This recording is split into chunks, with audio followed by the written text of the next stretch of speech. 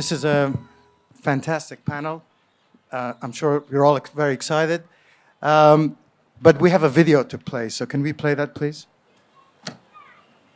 My first performance ever caught on camera was in India. It was late February 1994. I was 3 years old, and I had stage fright. I was at my great-uncle and auntie's house in Moga, Punjab, surrounded by women I didn't know, all decked out in brightly coloured salwars, clapping along to music I wasn't familiar with. Where was the Bhangra? I had come prepared for Bhangra. I was sporting a bright red kurta, complete with an embroidered black waistcoat and handkerchiefs tied to my little fingers. Apart from my blonde hair and white skin, I was the very image of a Punjabi folk dancer. As my dad operated the camcorder, my mum tried to coax me into letting loose, but I couldn't find my rhythm. After all, I'd never been to a Sangeet, a pre-wedding party arranged by and for the women of the bride and groom's families, and Asha Bhosle's Cham Cham Nachdi Firan wasn't doing it for me. But the next day, my dad's cousin's wedding day, the dol player arrived and filled the gully with the sound I longed for. It didn't matter that I was now dressed in the page boy's outfit that had been made for my maternal auntie's New Forest wedding the previous spring. My gold silk shorts, short-sleeved white shirt and bow tie made from the same embroidery used in my auntie's bodice did nothing to hold me back. The unmetalled Punjab street was my stage. I was totally unfazed by the crowd watching me. A few uncles joined in periodically, as did my mum, who was holding my darker-skinned baby sister, Ramanique. But I was unstoppable. Bhangra was in my bones. If the door was playing, I was dancing. I only stopped when my mum, worried I was going to get heat stroke, tipped the drummer generously and persuaded him to take a break. This was my first experience of India. Music, dance, and joy. When the father of the bride, my granddad's younger brother, Uncle Jagir, saw us off at the train station, he held out his hand to shake mine. I duly obliged, but a few moments later I was holding up my arms for a hug. He scooped me up and I wrapped myself around his neck. I felt safe here. This was home. Another home.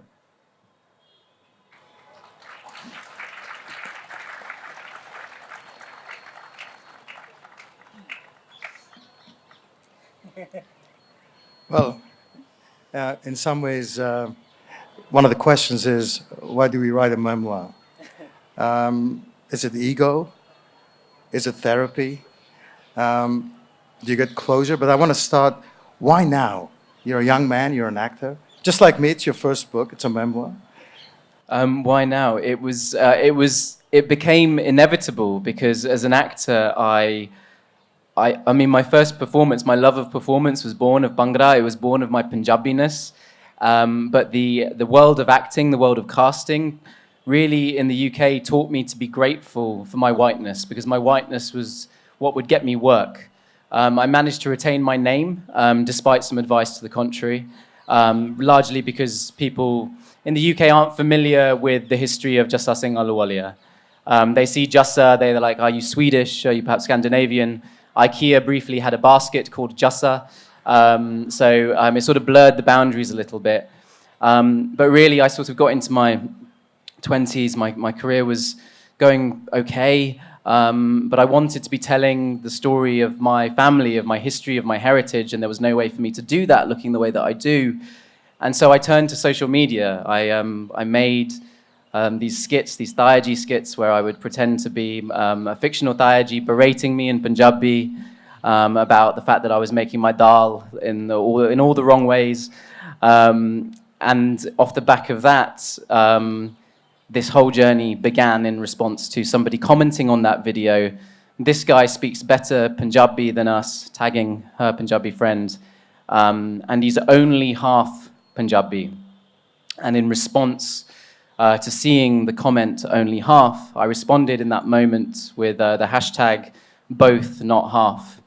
And then suddenly the world started to look incredibly different. And that was in 2019.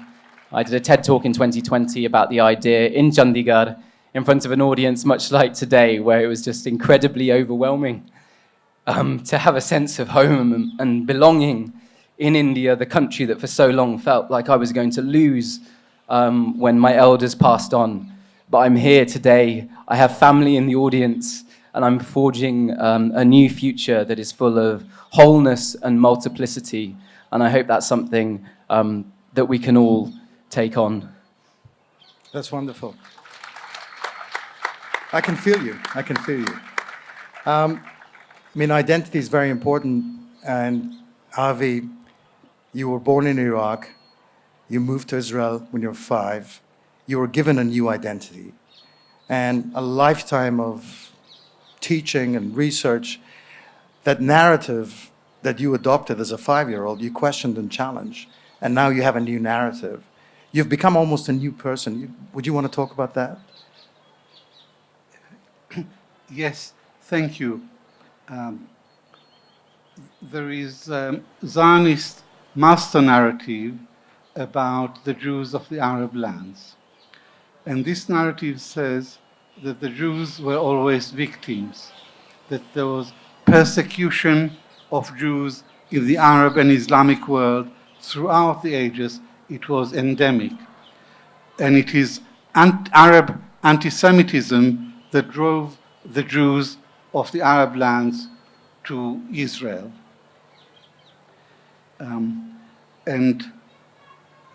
My field is international relations, and my main interest is the Arab-Israeli conflict.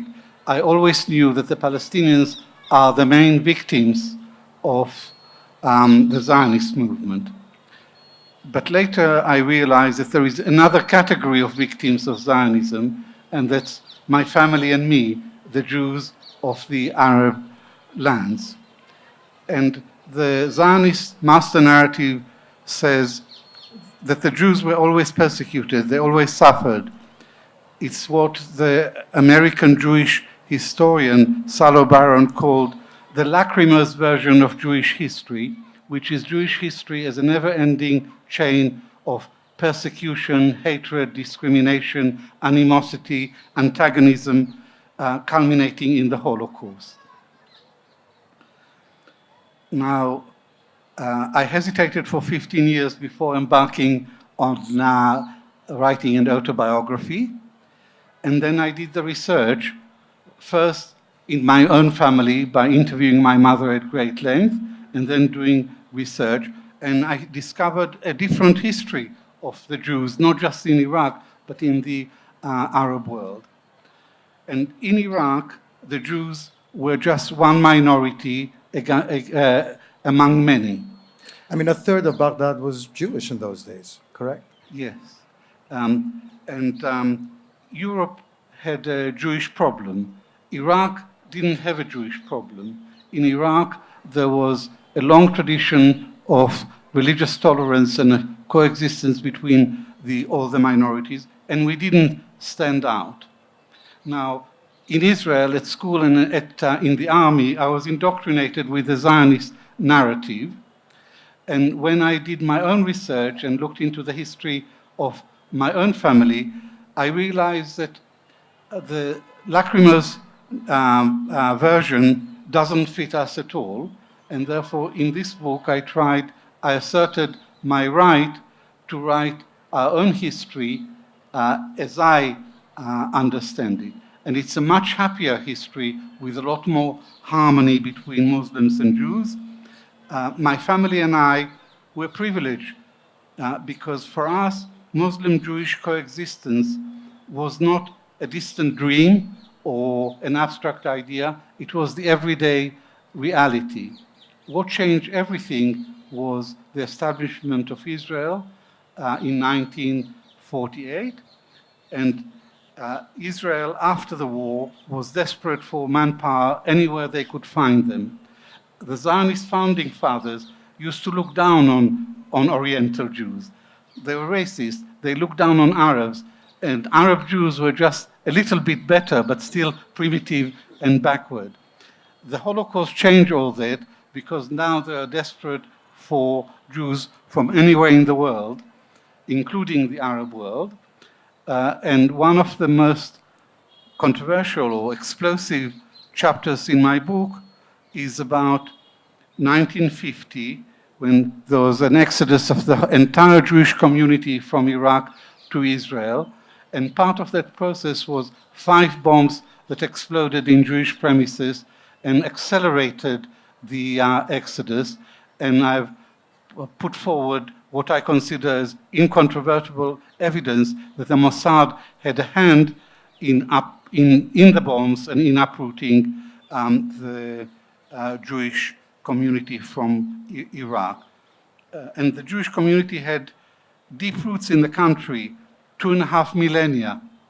It was the most ancient and most successful Jewish community in the entire Arab world. So my book is a challenge to the Zionist narrative of how the Jews of the Arab lands ended up in Israel. It only goes up to when I was 18, and it's not a conventional autobiography. It's both an autobiography of me as a young person struggling with identity, but also a history of the Jews of Iraq. And my wife read the book chapter by chapter as I was writing it.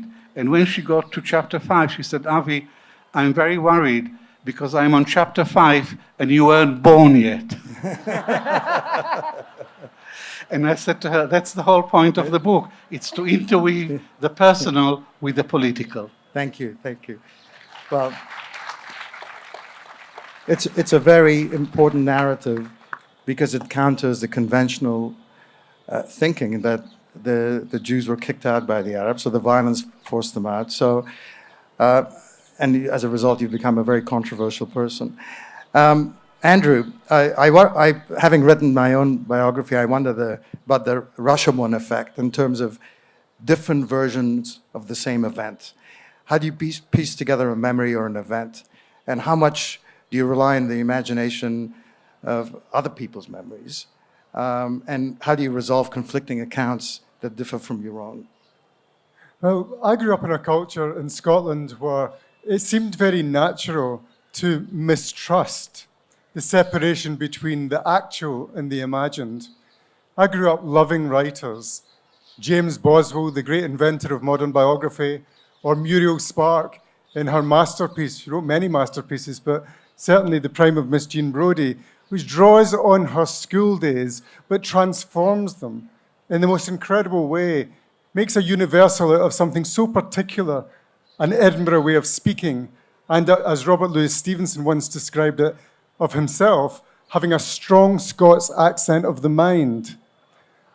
Part of that accent of the mind made it seem natural that the imaginary could somehow enrich the lived, the true, the actual, the experienced.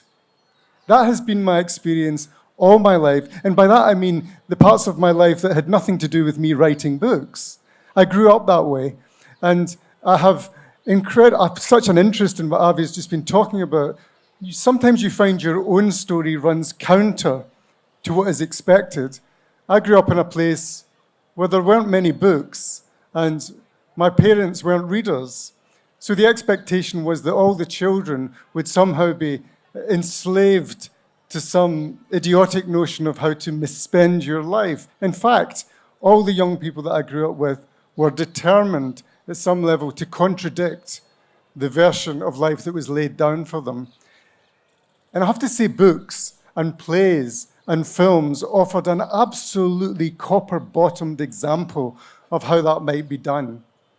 I went to the theatre as soon as I could when I was young, as soon as I could afford to get in, and sometimes even then not. I'd beg my way in because I loved what could happen on stage. Sometimes historical figures, that's to say, people from life, would walk across the stage. It could be Napoleon, it could be Oscar Wilde. But a play managed alchemically to tap into something very necessary in human life, which was to see reality as being insufficient. The great poet Coleridge and the great American poet Wallace Stevens agreed on one thing, that reality is but a poor thing until the human imagination gets to work on it. And it was dramatists, such as David is, who taught me how much of a bonus that was in the business of human existence. Memoir isn't a separate category. Life and its experiences is not a different column or a different order of experience. It's the very partner material of the human imagination. So well put. So well put. As a matter of fact, what dragged me back to Afghanistan in 2002 were my memories as a young boy, and a lot of them borrowed. And then when I went back and I had to deal with reality, I actually stuck with my imagination. Yes. And so for me, Afghanistan is part memory, part reality, and part fantasy almost, you can argue. There's that wonderful notion. I mean, we live in a world that's obsessed with nationhood and belonging, with some reason perhaps. But we must remember Benedict Anderson's phrase for what a nation was. It was an imagined community. That's what a nation is. It's a constructed thing. It's a thing that we agree has certain commonalities, Absolutely, absolutely. David, I wrote to you asking about what you wanted to discuss. And you said something like along the lines of writing about yourself to make yourself less lousy. Less lousy. That's what I'm quoting you. So how much of this was therapy for you? I only wrote the Blue Touch paper, which is the memoir that takes me to the age of 30. I wrote it entirely in order to feel less bad about myself, or rather to put down the case against myself. Sartre, famously, when I was young, shocked the literary world with his memoir, Les Mots, the words, and that was the first of the kind of self-disgust memoirs to which I think the Blue Touch paper belongs. And that is a group of memoirs where Sartre says what a nasty little boy he was and how frequently he lied and how devious and unpleasant he was. My history was that I had wanted to change the British theatre. I was part of a group of people in the 1970s who felt that the British theatre was rather cosmetic, rather interested in entertainment, rather devoted to the personal, and not at all, as Avi's talking about, the political. It was a rather provincial place that seemed less interested in the outside world than in the family and private relationships. And I wanted to change the theatre, and as part of a generation that wanted to change the theatre, and that involved me in a huge amount of opposition that resolved me to have to determine that I was going to be a writer, however much critics told me that I was not suited to being a writer, so that I had to fight. And in the process of fighting, and those 10 years in the 1970s when I was fighting to become a playwright were very, very unpleasant and turbulent, and they turned me into quite an unpleasant person, both in the ruthlessness with which I had to set about what I wanted to do, and in some of my private relationships in which I behaved rather less than honorably, I think, in retrospect. And this unpleasantness had always haunted me. And I found, first of all, in 12 sessions that I had with the film journalist Amy Raphael, who has written books about Danny Boyle and Mike Leigh, and I think was hoping to write a book about me in a series of interviews, but I sort of grabbed her interviews and said, do you mind if I turn these into a book of my own, or use them as a feeding, to feed a book about myself? And in writing it, all I can tell you to everyone in the audience, write an autobiography. It's great. You feel much better. After you've set down in print everything, or not even in print, in type, when you've set down in type the worst that can be said against you, you feel much better. And I've been much, much happier in the last 10 years since writing this book. But it also had a serious purpose, which was to redeem the 1970s. The conventional narrative of my country, the United Kingdom, is that the country declined after the war through poverty and through the loss of a global role, and that it was chaotically governed until, riding in on a steed in 1979, came Margaret Thatcher to kick up the engines of capitalism and regenerate the country through her unique liaison with Ronald Reagan, who was doing the same thing in America. And by deregulating, the country became the glorious place that everyone knew it could be. And that is the myth that has prevailed throughout my lifetime. And I wanted to fight that myth and say the 1970s were a disputatious time in which people were arguing, and they were arguing about very fundamental things, most notably about the distribution of wealth. And those arguments, and also the rise of feminism, which was also incredibly important in the 1970s, fundamental in the 1970s. And these arguments that we were all having were very, very painful, and they were at great personal cost, but they were vital arguments about what was actually happening in the society.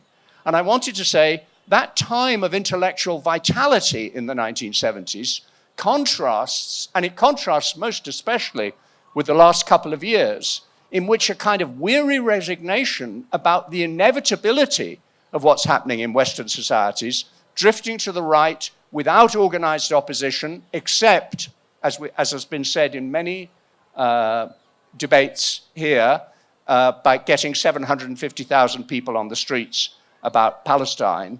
But apart from that, opposition to what has been happening in Western countries has been very, very muted. And dispute in newspapers and magazines and in the intellectual life of the country has gone out of fashion, at least in my country, which is why it's so wonderful to come to Jaipur and hear it back in fashion. Thank you.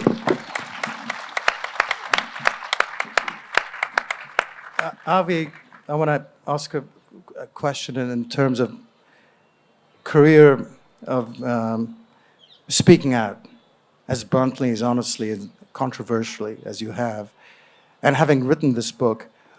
Where do you belong today? Do you belong somewhere or you belong nowhere? How does it make you feel? My academic field is international relations, and that's about war and peace and great powers and great men or not so great men. And the literature doesn't deal much with identity. So in the course of writing this book, I learned quite a lot about identity. I learned that there isn't a fixed identity, that it's something fluid that evolves. And I learned that it's not we who determine our identity, but society, and sometimes hostile society, not very benign society, shapes our identity. And in my case, when I was 5 years old and we moved to Israel, Israel erased my Arab identity, every trace of Arab identity, and also Israel erased our history.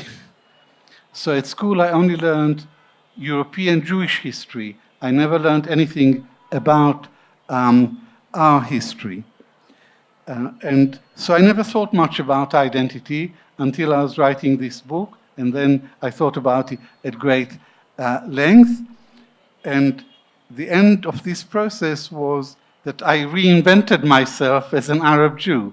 That's how I started, and that's how I ended up as an Arab Jew. But this identity is itself very controversial. In Israel, people really object to it. They say there is no such a thing as an Arab Jew. If you are a Jew, you can't be an Arab, and if you are an Arab, you can't be a Jew.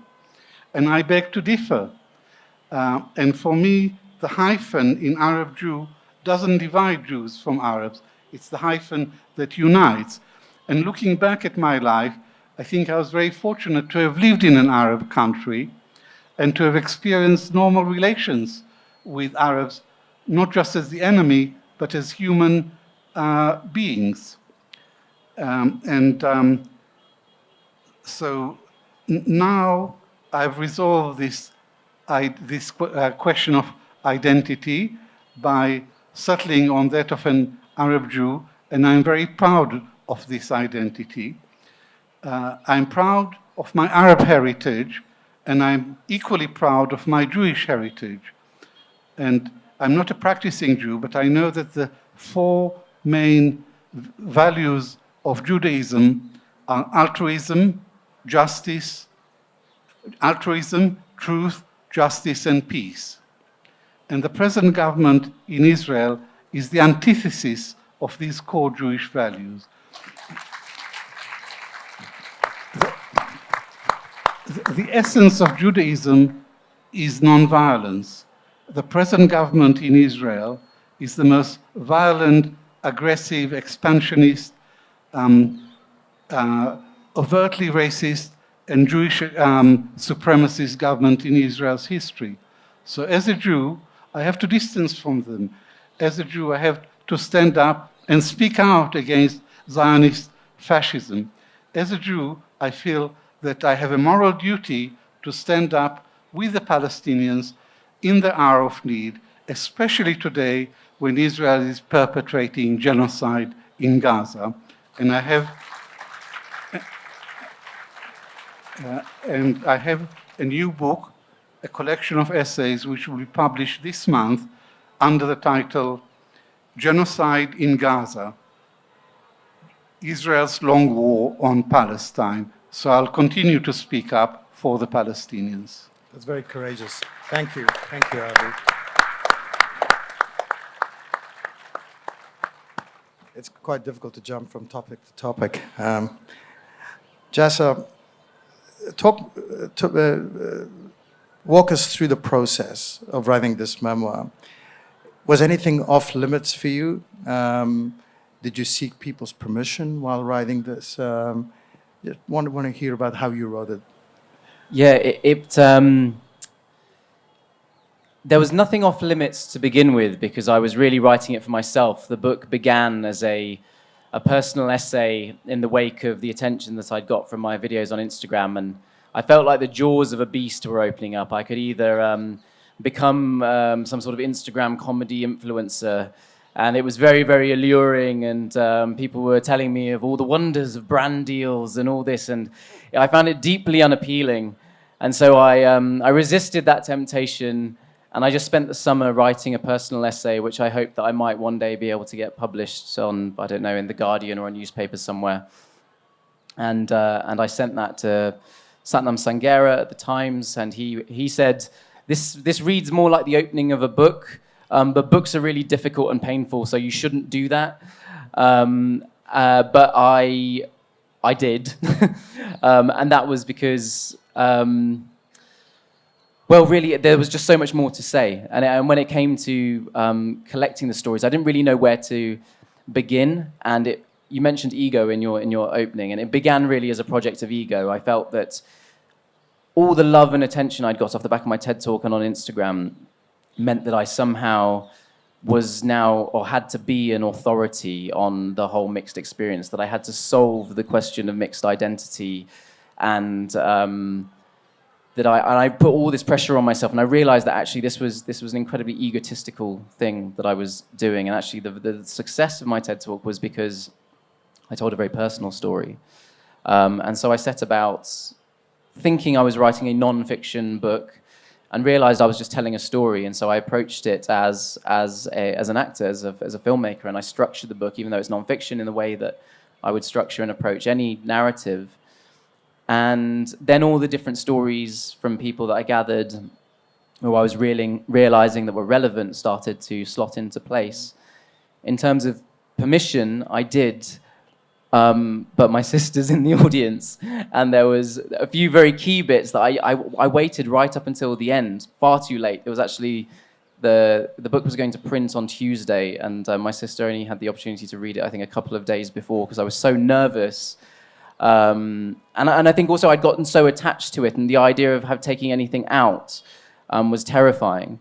But actually, once I got to the end of the process, I realized that the job of the memoir, of that therapy, of that sense of finding a oneness within oneself, meant that I was able to let go of it, and I sort of was able to relinquish that residual ego that was there, and really realize that it didn't matter if there were. It was actually very important to me that whatever was in the book was there with the full support of those who were mentioned.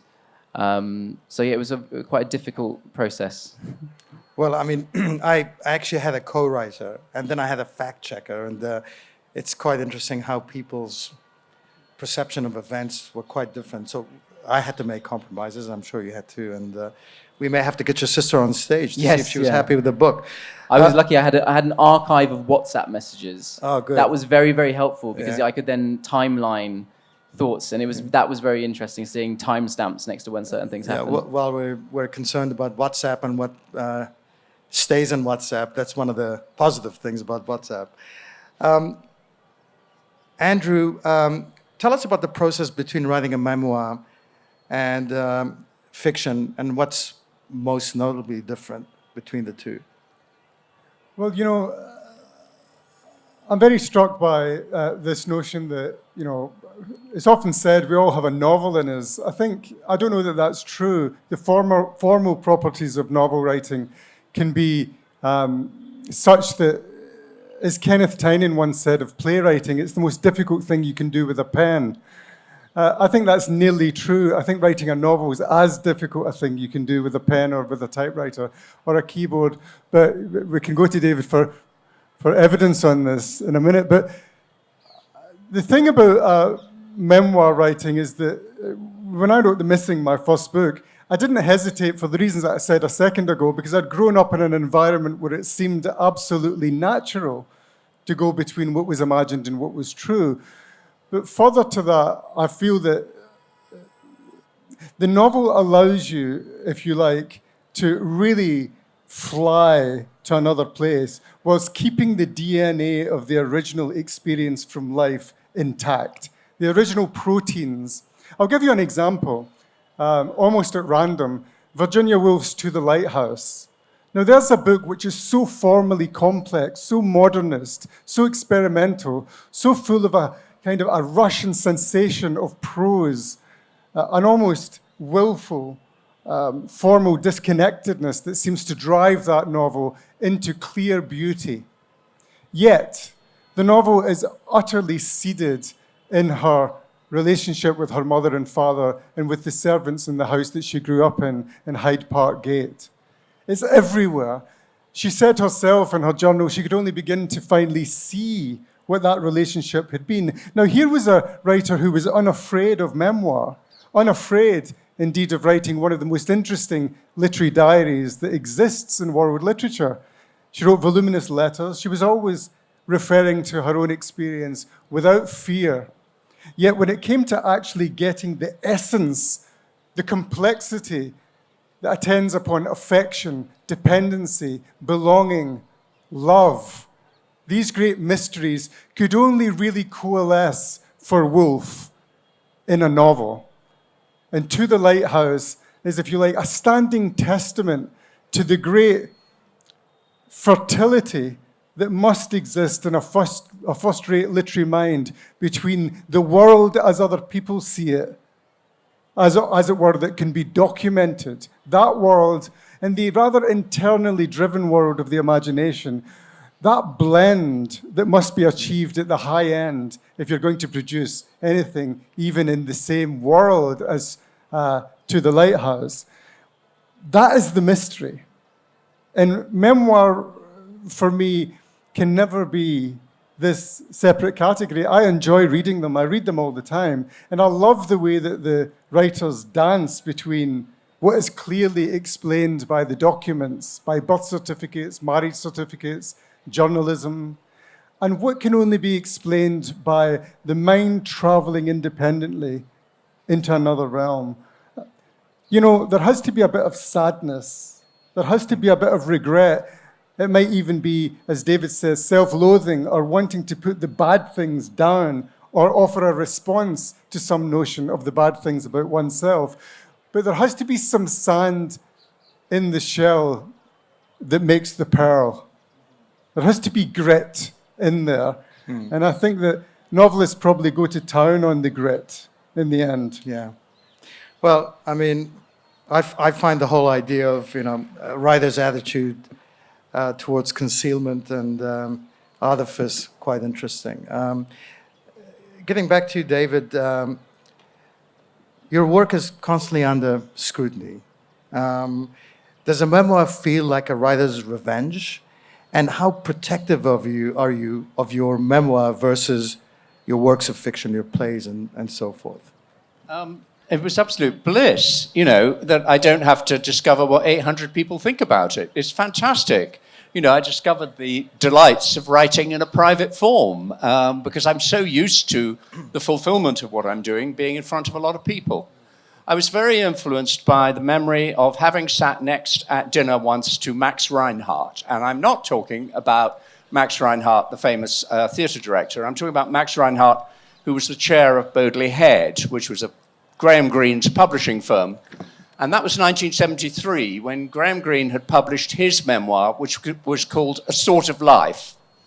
And Graham Greene's memoir was in the category of what I'd call the striptease memoir, which is the, you think I'm going to tell you, but I'm only going to tell you this much. Edna O'Brien's recent autobiography is sort of a masterpiece of the striptease memoir. She tells you so much, but not very much. She tells you she slept with Robert Mitchum and expects you to believe that's the only person she slept with in her life. You know, she doesn't mention anyone else, but she can't resist boasting about having slept with Robert Mitchum. And you feel an awful lot is being withheld. And when Graham Greene wrote his, I was sitting next to Max Reinhardt. I was 24. I'd just become a writer. He said, "What did you think?" And I said more or less what I'm saying now. He seems to be withholding more than he's telling. And it's a shame that he doesn't really tell you what happened. He just tells you as much as he wants to. To which Max Reinhardt replied, "Oh, this is very interesting. I must tell Graham." I said, "Well, you know, I'm a 24-year-old would-be writer. I don't think he's really interested in my opinion." And Max Reinhardt said something which has stayed with me for the whole of my life and been a guidance to me for the whole of my life. He said, "You have no idea how isolated Graham is." And I knew I would never write as well as Graham Greene. I would never have a reputation as great as Graham Greene's. But I determined then never to become the prisoner of a reputation in the way Greene became. In other words, Greene felt not able ever to ask anybody, and nobody dared go near Greene to say, "Don't you think this book is a bit of a tease?" But it plainly was a bit of a tease, but nobody spoke to him. And for the rest of my life, I have tried not to become isolated, but to constantly go back to the street, to go back to people, to go back to listening to people, to being available to people, to go on listening. And I can only thank Max Reinhardt that I was lucky enough to sit next to him at dinner that night, and I've always remembered what he said to me. Thank you. Thank you. We have almost 7 minutes for some questions, but Avi would like to say something. A correction, David. David said he was 24 and he was beginning to be a writer. He began to be a writer when he was 21 years old. I know this because I was a history student at Jesus College, Cambridge, and he was a year ahead of me, and he was already making a reputation as a playwright, and he played. This is that we should write a memoir with differing memories. He performed his own play, and he said, "Jesus Christ, remember the name," and I still remember the name to this day. This is a dispute of differing versions. I have to say, it's interesting, before we go to questions, on this notion, very funny and true notion that if you got 5 writers to write about the same experience, memoiristically, they'd come up with something completely different. You know, you asked me what the difference was between fiction and memoir. The real answer is that there's more made up in your average memoir than there is in your average novel. You mentioned Edna O'Brien before. I just very quickly want to tell you that when Edna wrote that memoir, she sent me to it in manuscript. She was a friend of mine, and there were some pages in which she was in hospital, and I was visiting her there. And in the memoir, as written, she had me arriving on the 8th floor of the King Edward VII Hospital in Marylebone on a very snowy day. And it said on the page, "His blue denim eyes had eyelashes still thick with snow." Now, 8th floor, having travelled up on an escalator, I'll leave that with you. But also, she said, he produced from one pocket a picture that no one had ever seen before of Emily Bronte, and he gave it to me. And then from another pocket, a bottle of whiskey from the Highlands that nobody had ever tasted this whiskey before. And I called her and said, Edna, you know, poetic license is a beautiful thing, but could we just not have the invented whiskey and the invented picture of Emily Bronte? She said, oh, you'll allow me a little invention in my memoir, will you not? So that's how it rolls, I'm afraid. Yeah. I suppose you never let the truth... We should add, it's a terrific book. It's a wonderful, brilliant book. And if you're lucky enough to get hold of a copy, I'd strongly recommend it. But Okay, I would share the doubt about it. I'm being warned at the Q&A time. But, you know, the moral of the story is you never let the truth get in the way of a good story, right? Okay. All right, questions. Second row, lady in the white, please. Avi, I think coming from Australia, where publisher Louise Adler copped enormous flack for for standing for Palestine in the killings. I wonder what has been the blowback on you for doing a similar, but from a very personal perspective, thing. I'm sorry. So who copped a lot of flack, sorry? That bit we missed. Publisher Louise Adler, born of Jewish Holocaust survivors, but she spoke out in Australia very early on in the conflict against Israel, in defence, if you like, of Palestinians.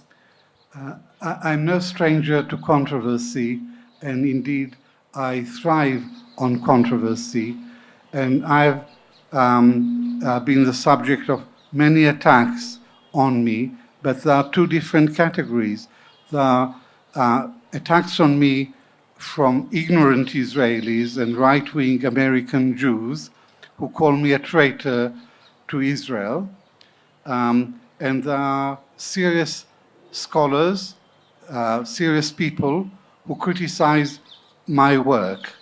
And I'm very happy to engage in a debate with critics about my work, but I'm not prepared to sink to the level of people who resort to personal abuse. So my attitude to that category of people is summed up in the Ottoman saying, the dogs bark and the caravan passes.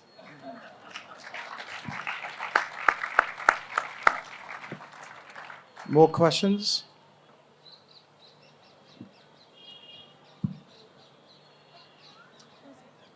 So I'm just curious. I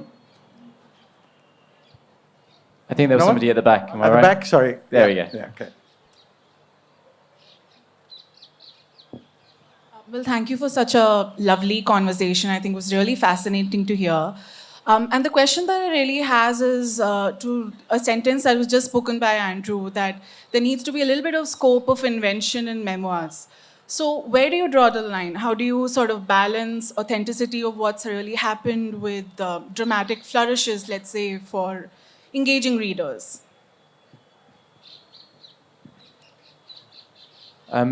Yeah, I think I had to grapple with this a little bit, because when I realized the only way I could write my book was as a narrative, it had to be story. And there were aspects where my memories were maybe a little bit hazy or it wasn't entirely clear.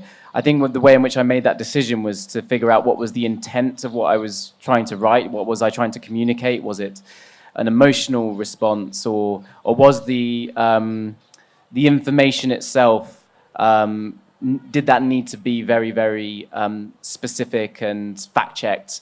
So it was really coming down to what is this story beat in the story that I'm telling doing? And then, so, you know, if it's about creating emotion, creating atmosphere and a sense of awe or wonder or emotion, then I sort of felt I had a little bit more room to maneuver. Particularly when it was also about my own experiences and interpretations. I think when I was dealing with other people's contributions, I was a lot stricter. Yeah, that probably... We've got 15 seconds. Andrew, you want to say something on that? I would just say it's very hard to legislate for other writers, and one shouldn't even try. One can only really speak about the process that became meaningful to oneself. And I have to say that I do have a rule when it comes to lived material, and it is that I'm a natural self-inventor and I can give you whatever version of my life that I like, you know? But I wouldn't do it to others. I would find, I'd like to find the other people in books that I write or in pieces of memoir that I write where they would describe themselves. It's still my language, it's still my deployment, if you like, but I wouldn't interpret too much from other people's version of what had happened to them, or wouldn't invent on top of their lives. But I think as far as first-person memoirs go, you should bear in mind what Oscar Wilde said. A book is either well-written or badly written. There's no such thing as a moral or an immoral book. It's well-written or badly written, that is all. And part of well-written means that you know how to handle with taste, with discretion, but with imagination, the material from life. Well put. Thank you. Avi, Jassa, David, Andrew, thank you so much. Thank you for coming.